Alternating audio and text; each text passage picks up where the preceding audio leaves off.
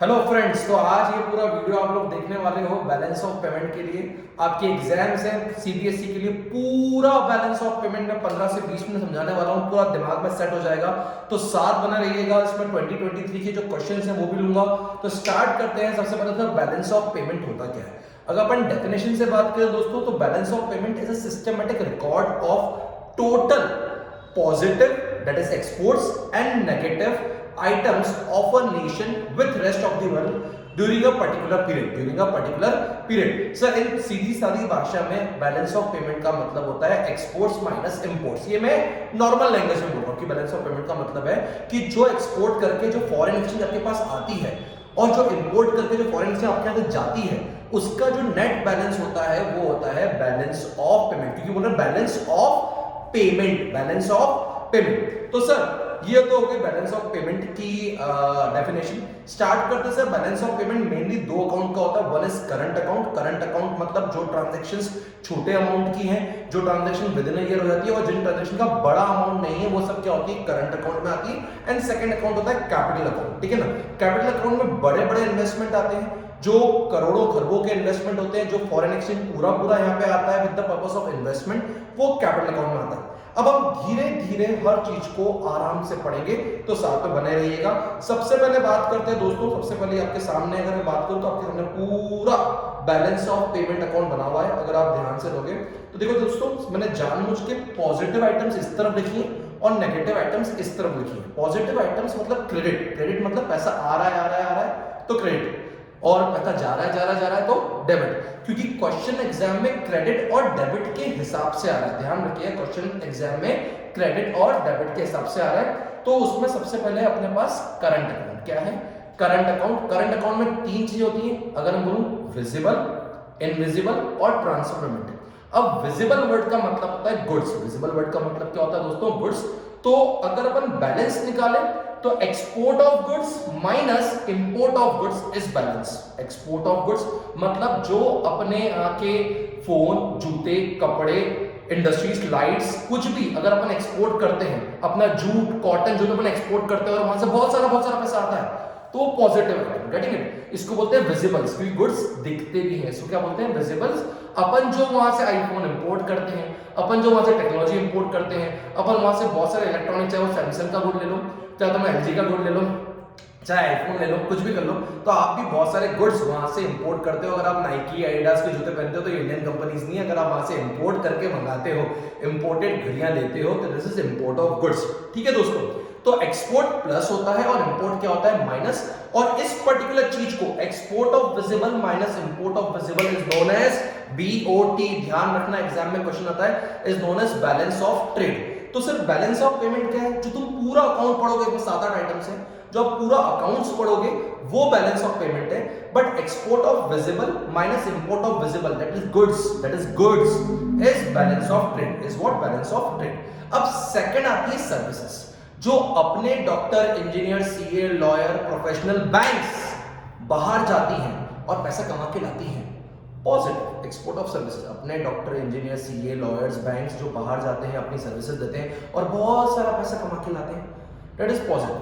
जो उनके doctor, engineer, CA, technicians, बड़े बड़े साइंटिस्ट इंडिया में आते हैं, अपनी सर्विसेज देते हैं, टेक्नोलॉजी बेचते हैं और लेके जाते हैं, तो वो क्या होता है, इंपोर्ट ऑफ सर्विसेज। इसको बोलते हैं इनविजिबल। सर्विसेज को क्या बोलते हैं, इनविजिबल। तो export plus import minus. The third is transfer payment from rest of the world. अभी ट्रांसफर में होता है एक तरफा प्यार, मतलब ये वो पेमेंट जो out of love and affection होता है, जो बायलैटरल ट्रांजैक्शन नहीं होती, जो सिर्फ आपको एक प्रकार से out of love and affection दिया जाता है। फॉर एग्जांपल मैं बात करता हूं, अगर मैं बात करूं कि मेरी बहन गई बाहर यूएस में, अब वहां पे उसको बहुत सारा पैसा कमा रही है, out of love and affection उसने मुझे वहां से भेजी मर्सिडीज कार।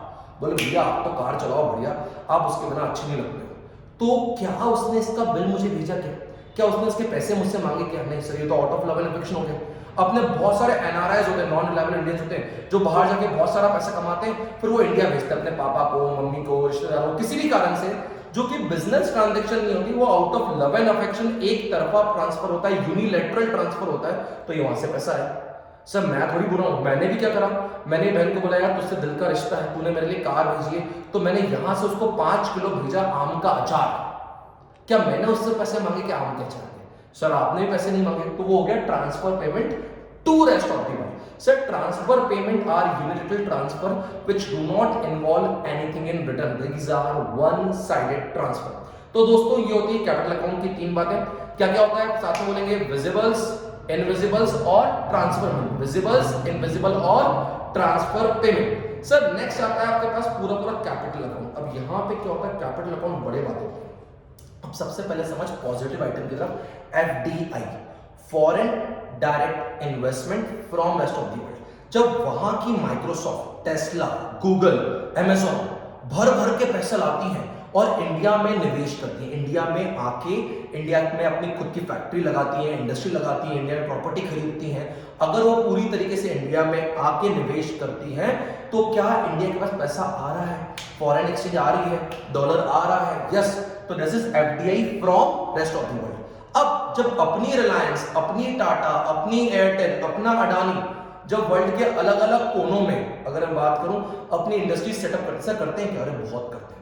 आपको क्यों लगता है कि ये सिर्फ इंडिया में ही है? अरे ये वर्ल्ड के बड़े बड़े कॉन्ग्लोमेरेट्स हैं ये लोग भी, ये वर्ल्ड के अलग अलग हिस्सों में बहुत सारा पैसा निवेश करते हैं। तो वो होता है एफडीआई फ्रॉम टू मतलब पैसा जा रहा है। जब ये अपना पैसा, रिलायंस, टाटा अपना पैसा वर्ल्ड की अलग अलग जगह में, चाहे वो बाली हो गया, इंडोनेशिया हो गया, सिंगापुर हो गया, दुबई हो गया, वहां पे निवेश करते तो पैसा जाता है।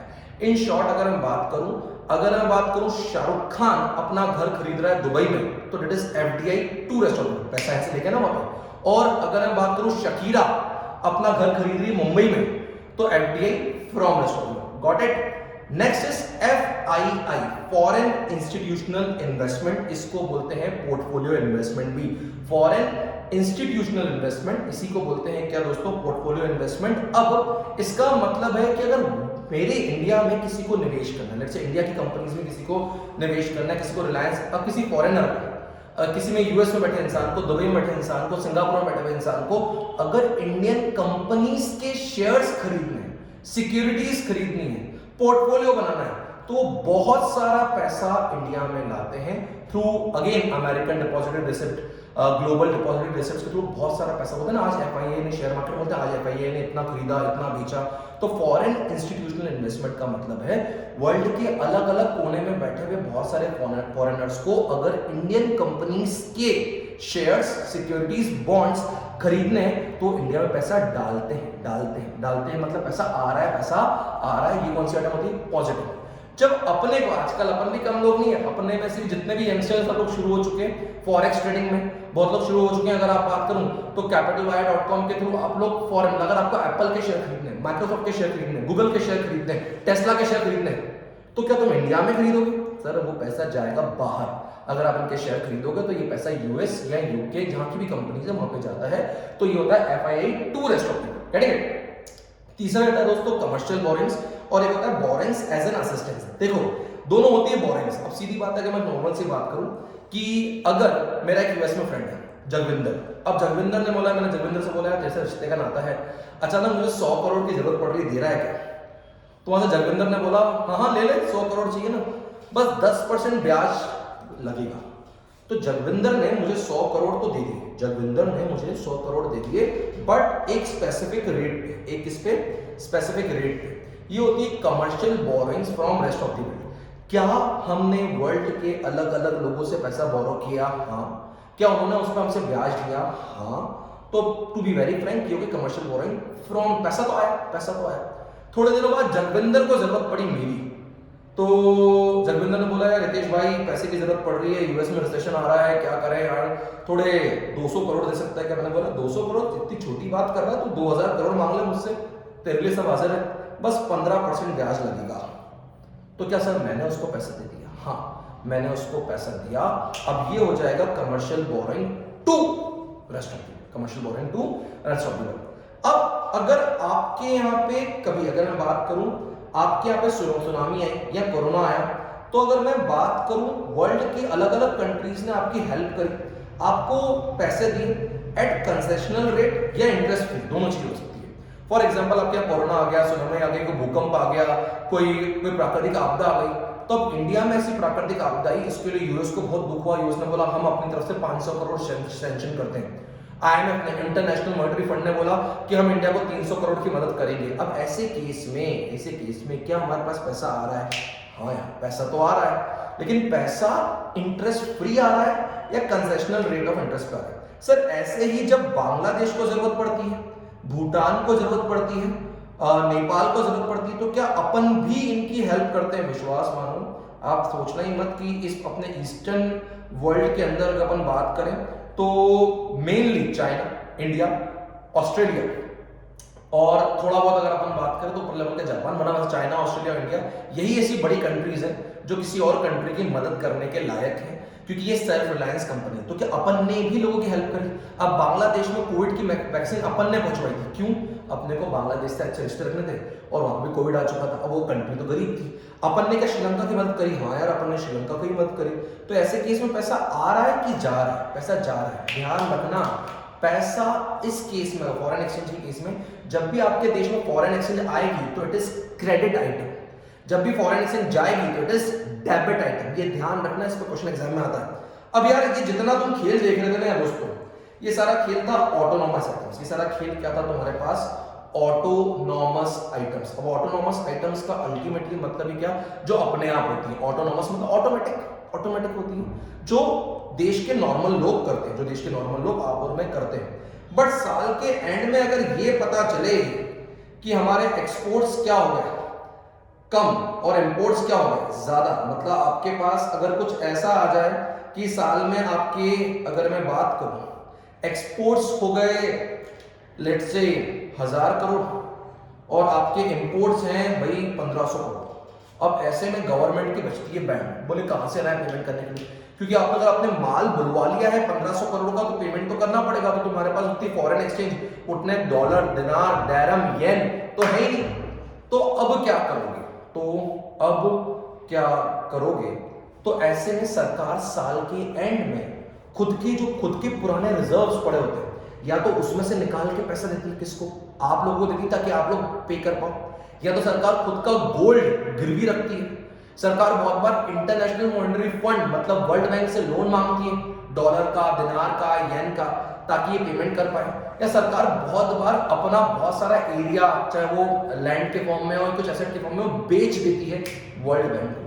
क्या सरकार को ऐसा करना पड़ता है? हाँ, जब भी आपका बीओपी डेफिसिट होगा और सर सरप्लस होगा, तो कभी आपके एक्सपोर्ट ज्यादा हो गए और इंपोर्ट्स कम हुए, तो सरकार का जो एक्स्ट्रा पैसा आता है, सरकार उससे और डॉलर, दिनार, डैरम, जैसे भी ऑयल खरीद रही है ना रशिया से, वैसे खरीद लेती है, तो वो अपना रिजर्व बना लेती है। Getting it? लेकिन जो सरकार करती है, जो गवर्नमेंट करती है या आरबीआई करती है, कब करती है? साल भर करती रहती है कि eight the end of the year?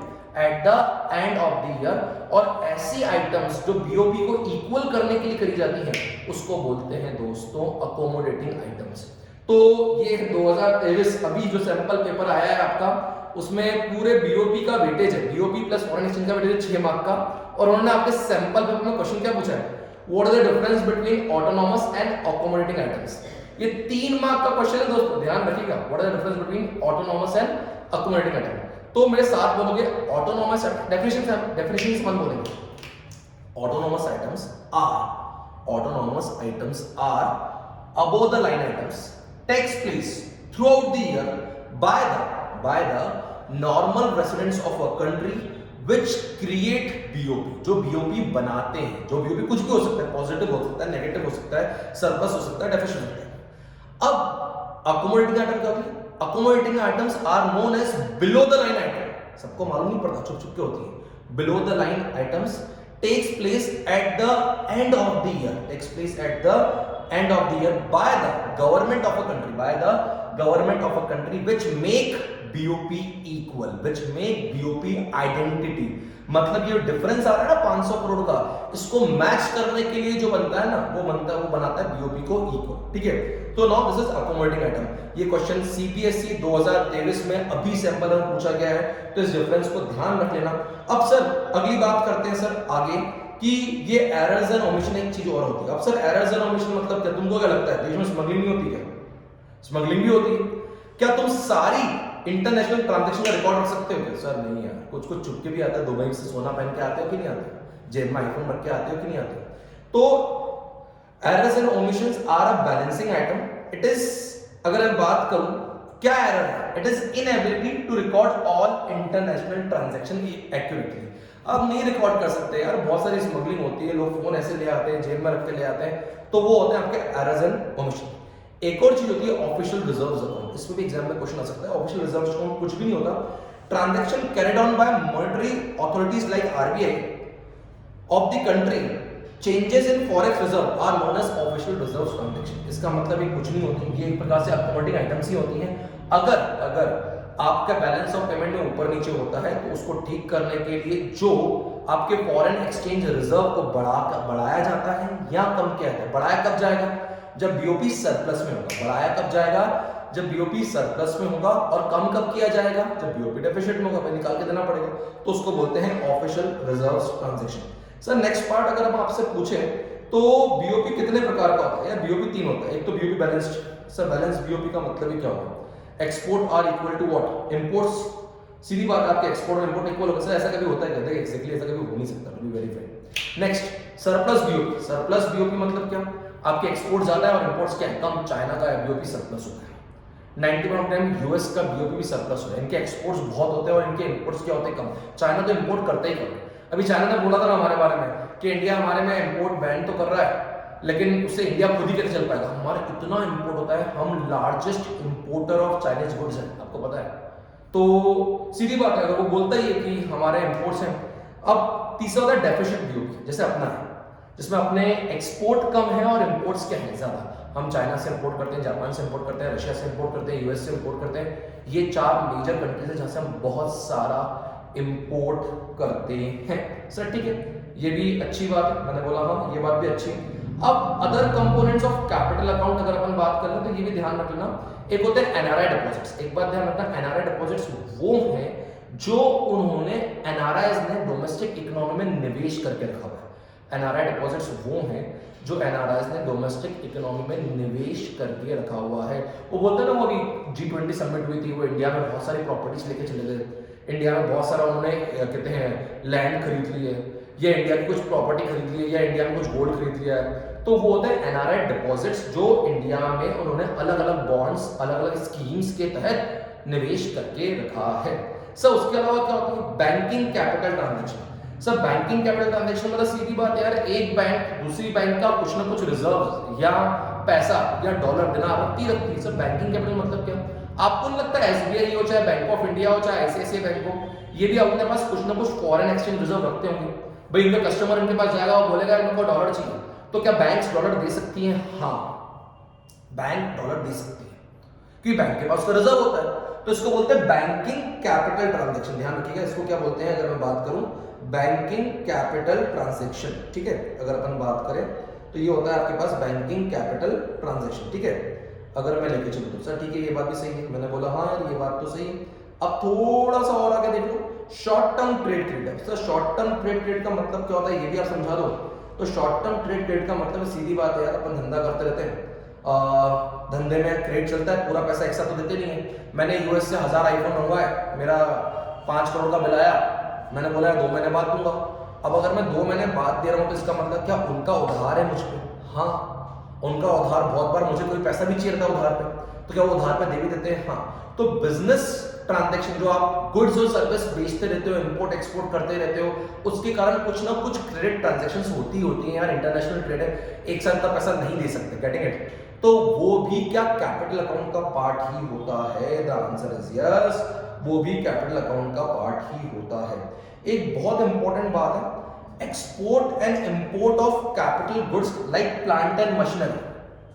अब तुमको बोला किसी ने प्लांट एंड मशीनरी इंपोर्ट करी या एक्सपोर्ट करी, बड़ा 5 करोड़ की, ये कैपिटल अकाउंट का पार्ट है कि करंट अकाउंट का पार्ट है? तो ये ध्यान रखना, ये करंट अकाउंट का पार्ट है। कैपिटल अकाउंट मतलब एफडीआई, एफआईआई, बड़ा बड़ा निवेश, पूरी गूगल उठ के आ रही है, पूरी टेस्ला उठ के आ रही है, पूरी माइक्रोसॉफ्ट उठ के आ रही है, इनके बड़े बड़े निवेश हो रहे हैं, रोज 10,000 करोड़ इंडियन शेयर मार्केट में पैसा आता है, एफआईआई पोर्टफोलियो इन्वेस्टमेंट। अगर आप कोई बहुत बड़ी मशीन भी बाहर से मंगा रहे हो तो उसको इंपोर्ट माना जाएगा and it's a part of current account. ये एमसीक्यू में आ सकता है, ध्यान रखिएगा। चले सर, अब क्या इस चैप्टर में से न्यूमेरिकल्स भी आते हैं? हाँ यार, तेरे सामने न्यूमेरिकल्स भी आते हैं। तो एक नॉर्मल न्यूमेरिकल लेता हूं, आपको को बोला find the overall balance of payment. मुझे बता, देखो एक्सपोर्ट इंपोर्ट्स दिए हुए, एक्सपोर्ट्स दिए हुए, तो मैं पहले तो कर रहा हूं यार करंट अकाउंट का, क्योंकि उन्होंने कैपिटल अकाउंट तो देखिए रखा है, तो मैं तो करंट अकाउंट का हिसाब लगा रहा हूं। सर करंट अकाउंट का कैसे हिसाब लगाओगे?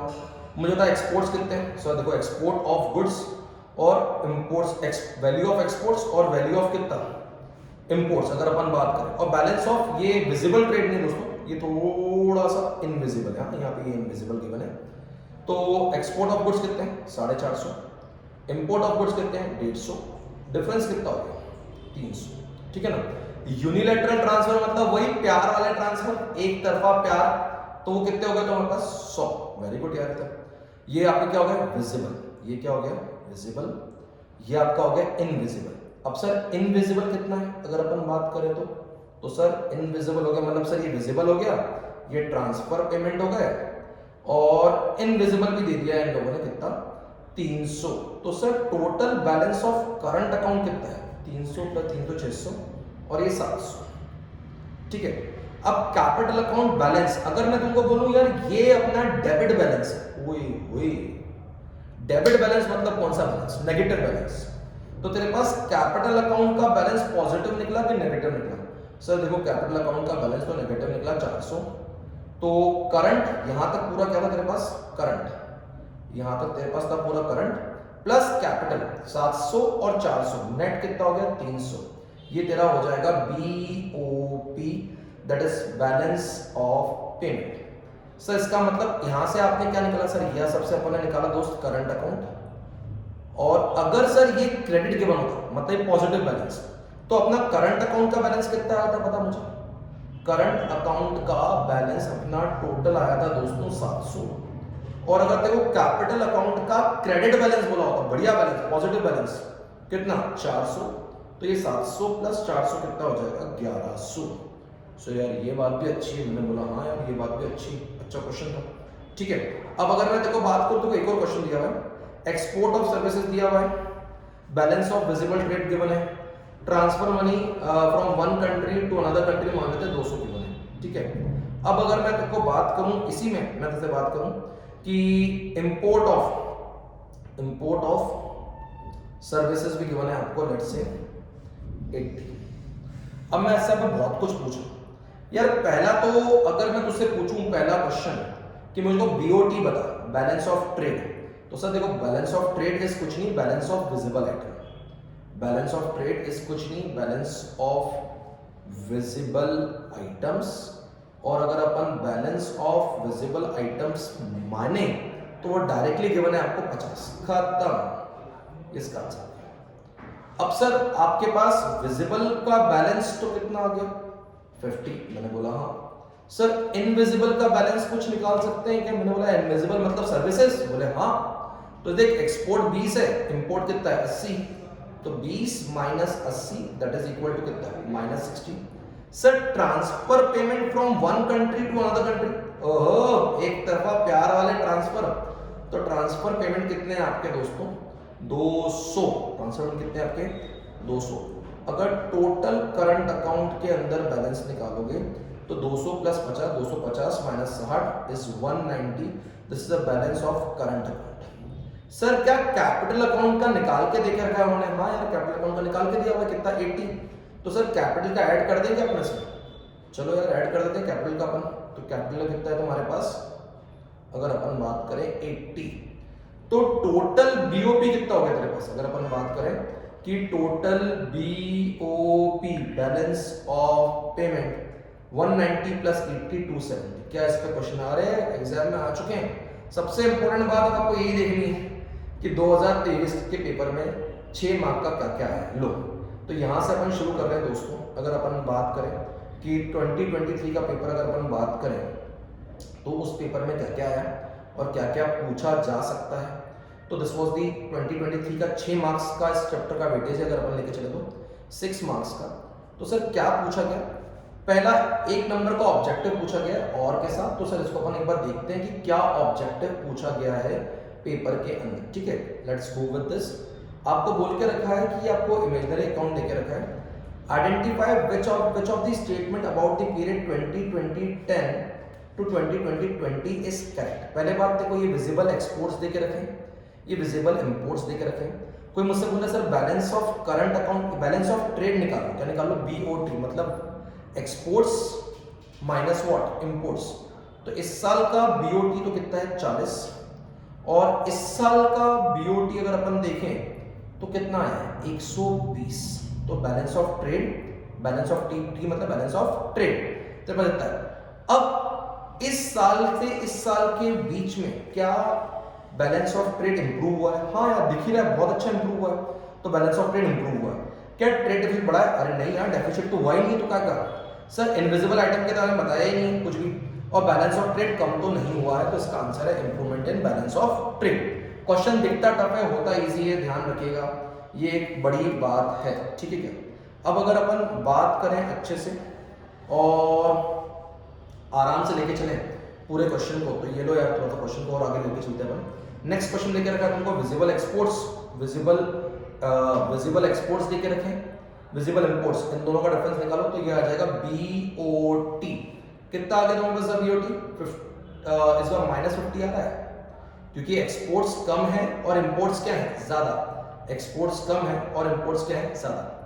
इनविजिबल इंपोर्ट्स ही गिवन, एक्सपोर्ट्स भी गिवन है और इंपोर्ट भी गिवन है। तो इनविजिबल का बैलेंस कितना आ रहा है यार, एक बार चेक करो sir. 70 - 30 that is equal to कितना? 40। और नेट करंट ट्रांसफर बैलेंस कितना आ रहा है? 15। तो अपन अगर बात करें टोटल, अगर मैं बात करूं BOP के करंट अकाउंट का बैलेंस आ जाएगा 5। कितना आ जाएगा? 5 सरप्लस ऑफ 5। क्या आ जाएगा? सरप्लस ऑफ 5, क्योंकि 40 + 15 55 -50 surplus of 5। Net current transfer balance आपको 15 गिवन है। तो सर ये क्या 1 नंबर में पूछा गया? हाँ। दूसरा क्वेश्चन मुझसे पूछा गया 3 मार्क का, ये रहा, distinguish between autonomous and accommodating item, इसको अपन कर चुके हैं। अब मुझे एक बात बताओ, अगला है आपका 1 मार्क का MCQ, जो 2023 के पेपर में पूछा गया है। कुछ ऐसा है, export of financial services by India will be recorded on credit side of current account. True, true. Export मतलब पॉजिटिव, पॉजिटिव का मतलब है क्रेडिट, तो ये स्टेटमेंट तो ट्रू है।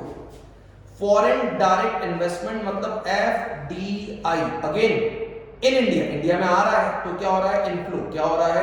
इनफ्लो। तो क्या क्रेडिट साइड में आएगा? Yes, true, true, true. तो इसका आंसर आ जाएगा both the statement are true. अब अगला क्वेश्चन है दोस्तों आपके इसमें कि रशिया यूक्रेन क्राइसिस हुआ है, इसके कारण क्रूड ऑयल की प्राइसेस बढ़ गई है। वैसे देखो प्रैक्टिकली देखें तो इंडिया को बहुत फायदा हो रहा है कि क्रूड ऑयल की प्राइसेस इंडिया के लिए बढ़ी नहीं, इंडिया के लिए कम हुई। लेकिन ये क्वेश्चन है ये बताते हुए कि owing to Russia Ukraine crisis crude prices बढ़ गई हैं, बिकॉज अब रशिया सबको एक्सपोर्ट नहीं कर पा रहा, पेट्रोल इतना इजीली नहीं मिल पा रहा, इंडिया को इजीली मिल रहा है, बट लॉजिकली अगर क्रूड ऑयल की प्राइसेस बढ़ गई हैं तो इंडिया में क्या होगा दोस्तों? इंडिया से आउटफ्लो ऑफ US डॉलर बढ़ जाएगा। अगर मैं बात करूं आउटफ्लो ऑफ, क्योंकि अपने को अगर तेल खरीदना है, अपने को अगर ऑयल खरीदना है तो अपने को USD देना पड़ेगा, किसको? रशिया को। अब सुनिएगा ये एक्चुअल आंसर, ठीक है। अभी क्या हो रहा है इन करंट सिचुएशन, इंडिया और रशिया ने हाथ मिला लिया है, तो इंडिया और रशिया बोल रहे हैं हमको USD की जरूरत ही नहीं, वो USD को कैंसिल कर चुके हैं, ठीक है ना।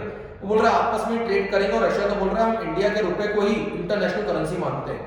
तो उस केस में तो क्या लोग अपने से ऑयल इंपोर्ट कर रहे हैं, उस केस में लोग अपने से ऑयल इंपोर्ट कर रहे हैं, तो उस केस में आंसर हो जाएगा कि इंडिया में भैया सीधी बात है इनफ्लो ऑफ US डॉलर होगा, बट क्योंकि एज पर द क्वेश्चन इसके अंदर आउटफ्लो ऑफ US डॉलर होगा।